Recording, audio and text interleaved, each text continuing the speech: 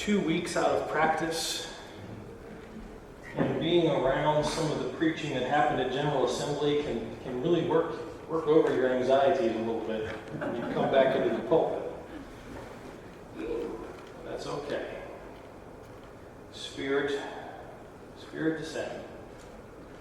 The second scripture reading for this morning, it comes from the 9th chapter of the book of Acts, picking up with the 36th verse. Now in Joppa there was a disciple whose name was Tabitha, which in Greek is Dorcas. She was devoted to good works and acts of charity. At that time she became ill and died. When they had washed her, they laid her in a room upstairs. Since Lydda was near Joppa, the disciples, who heard that Peter was there, sent 2 men to him with the request, "Please come without delay."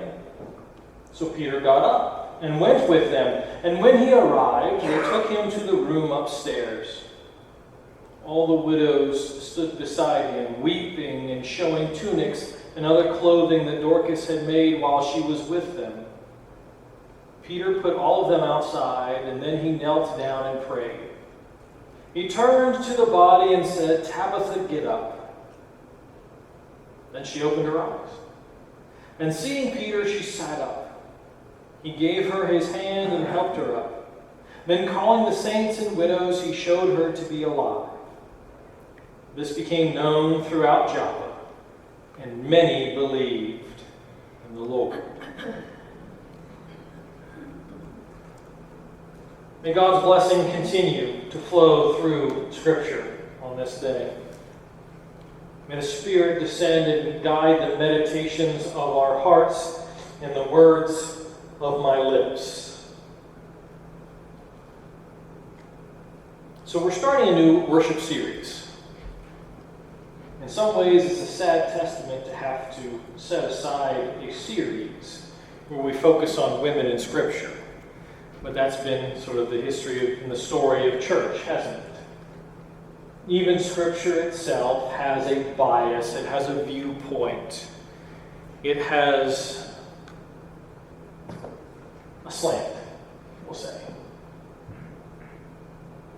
The fact that I have an entire book of women in Scripture where the largest section of it is unnamed women should tell us something. And the fact that I've been wrestling with this text and this series for a little over a month now as we were trying to sort of plan things out with Reverend Grindstaff, who will be here next Sunday, with the same texts. That's exciting. To get another voice and another view. And I do ask that you would keep the folks of Greenbelt Community UCC in prayer next week. You know why. And as I was working on this particular message, Wednesday, Thursday, Friday, and then events, El Paso and Dayton take place, and I wonder, where am I going with this? This important story of an individual woman of faith and the way she persisted in this incredibly important series about women in Scripture, women of faith, and the ways that they persisted, and the fact that we're beginning with a death. Where am I going? Where, oh God, am I to go with this? And we go to a funeral. It's what we do when people pass away. We go to a funeral. If we go to funerals for very good and right reasons, we go to grieve. Not necessarily the passing, because we believe that the person is now in a place of peace and wholeness, but we go to grieve because we are now missing something. There's a hole in our lives. The community has been rent in some way, shape, or form. We go to funerals that we might lean on each other. And so that's what we're going to do. We're going to go to a funeral because Tabitha has died. Now, the much more famous disciples, pastor, preacher, Fred Craddock, talked about going to the reading of the will. People get excited about the reading of the will. It helps us shift our mindset from what we have lost to what we're going to get. But this isn't a reading of the will. This is a funeral. We're going to a funeral. And having partaken in several funerals in eastern North Carolina over the years, there was something I learned when we would go to funerals or when I would be at a funeral and there was a woman of faith involved. By golly, she was called a good Christian woman. Good Christian woman. Now, that's not a term that Tabitha would have had thrown around at her funeral, but that's how I'm experiencing it now. Tabitha was a good Christian woman. So we're going to a funeral. We're going to a funeral of a good Christian woman, and we're going to bring with us everything that is caught up in the funeral experience. Whether we knew Tabitha well or not, whether we knew only of her good works, whether we were close friends with her, we are going to the funeral.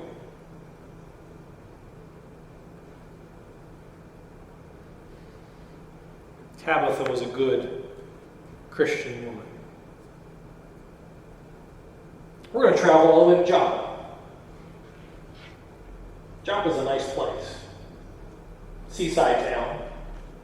It's pretty this time of year, even if you're going for a funeral. Joppa was an enclave of sorts. It was a predominantly Jewish trade port, which was somewhat unique. And it had been a predominantly Jewish trade port since the Maccabean revolt, about 160 years before Jesus was born.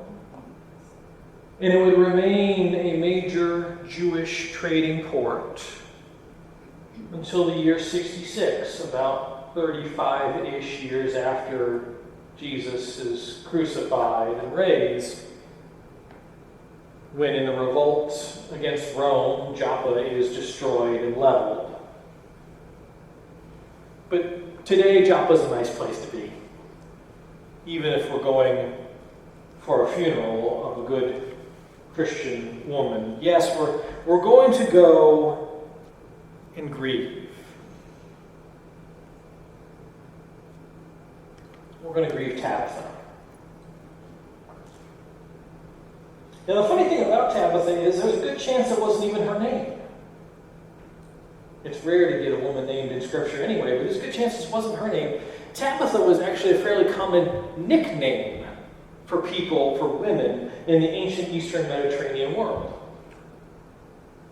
Now, that says something, I think, because you get nicknames when you're in a community and they know you. You get nicknames. They call you things and it sticks, right? They stick in a family. When I was in school for 4 years, I was Guido, as in Father Guido Sarducci. Maybe they knew something I did not yet know. And so for 4 years, I had a name that stuck. And even 20 years after the fact, there are people who, when they talk to me, if they're from school, they will call me Guido. I just need to have it.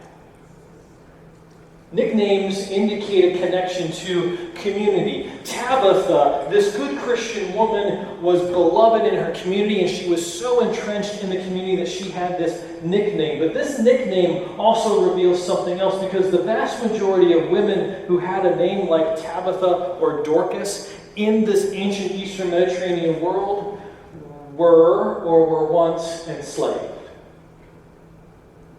It was a common nickname for enslaved women. Tabitha, Dorcas, this good Christian woman whose funeral we're going to, had at some point been enslaved. And now she is not. She is free. But even before her death, she had been a freed woman, and she had been a woman of some means. Not great wealth, mind you, but some means. She had a household that she ran. She had a skill set that she employed, a maker of cloth. And this was something I found out at Colonial Williamsburg. It was the making of the cloth that was the most expensive process. Anybody would have a tailor in the colonial American period, because making the cloth was pricey. So you wouldn't want to cut it. You'd want to save as much as you could, nipping and tucking it in. Tabitha makes cloth. She's a woman of some means. And she's not just a person of wealth in the community, she is a person of good works in the community. And that's what we find out at the funeral, right? That's what we do. We don't just talk about future hope, we talk about the things that the person was, the good works that they engaged in, the struggles that they had in the funeral. And so here we are, and we hear from the women especially that Tabitha worked with about how wonderful she was. We hear from the widows, the text says, the widows of the community. And this is important also in understanding this Tabitha as a person of faith doing great and good works. Widows, these were women in the ancient world who had no male protection. Patriarchy, right? Let's call it what it is. Patriarchy sucks. But it's what it was. These women did not have husbands, sons, or fathers to watch over them. They were a group that Scripture reveals over and over again were easy targets and prey for disreputable human beings. They could be taken advantage of with little or no legal recourse. And yet over and over again in Scripture we hear about these women, these widows, as they call out, as God says through the prophets, we need to be taking care of this marginalized group, this group of people who are being cast aside and oppressed. In the modern world, we can put several other descriptions in for widow. But at the funeral here, Tabitha is working with the widow. She is doing great and good things with the women who have been cast aside in her community. And they're showing off the things that Tabitha has done, her skills as a weaver. Not just a maker of cloth, but a keeper and weaver of stories, a builder of community, a human being that looks other human beings in the eye, grabs them by the hand, and speaks to them as a human being to a human being. Oh, man, this funeral. Tabitha. Scripture says she did this work. And then one day, as we are all, it's a human rite of passage, right? She became ill and she died. That's why we're at her funeral now. There's great grieving. For that cloth of community has frayed, has developed a hole, and has been torn in some way, shape, or form. All of this that Tabitha has helped to weave together, bringing these people together, it seems to be damaged in some irreparable way.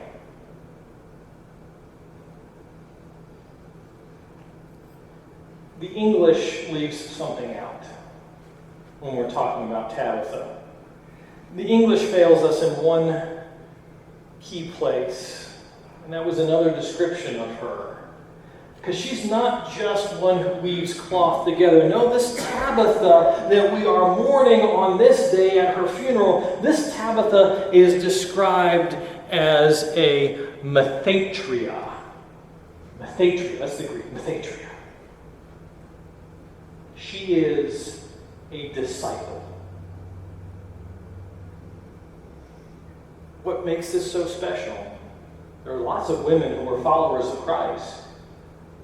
She is the only one in Scripture described as methatria.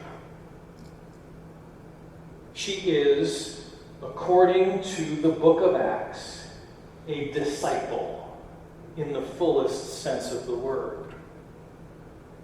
Mathatria.